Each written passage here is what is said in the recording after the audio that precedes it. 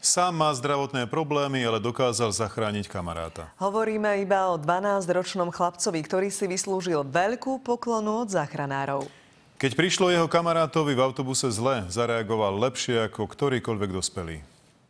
Záchranná zdravotná služba, dobrý deň. Dobrý deň, ja by som sa chcel poradiť môjho syna v autobuse s kamarátom a boli ho, ako nemôže sa nadýchnuť, bolia ho celé plúca. Koľko má kamarát rokov, lebo však idete asi do školy, počítam. Bola som v šoku, keď mi zavolali zo záchranky, že syna mi vezú do nemocnice. Nečakala som, že on vlastne, ktorý má problémy, dokáže pomôcť. Chlapci išli ráno do školy. Boli asi v polovici cesty, keď si Dominik všimol, že je Patrikovi zlé. Oslovila, že sa mu ťažko dýcha.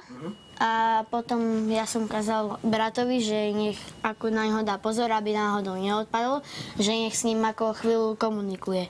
Nemohol som sa nadýchnuť, mal som nejaký vyrazený dých. Dominik zavolal na 155 a komunikoval s nimi ako profesionál.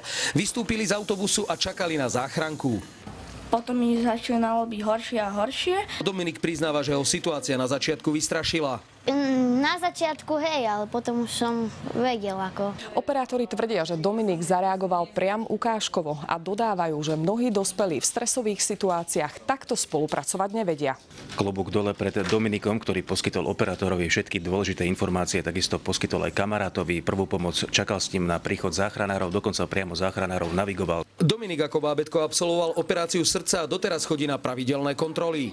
Ja som to vnímal, že ako sa môžem cítiť, ako niekedy, keď mne je zle. Chcela by som sa poďakovať chlapcovi Dominikovi. Zdá sa, že o Dominikovi ešte budeme počuť. Už teraz totiž vie, čím chce byť, až vyrastie. Vraj založí vlastnú stranu a bude politikom. Zuzana Ondrušková, Michal Bujna, televízia Markíza.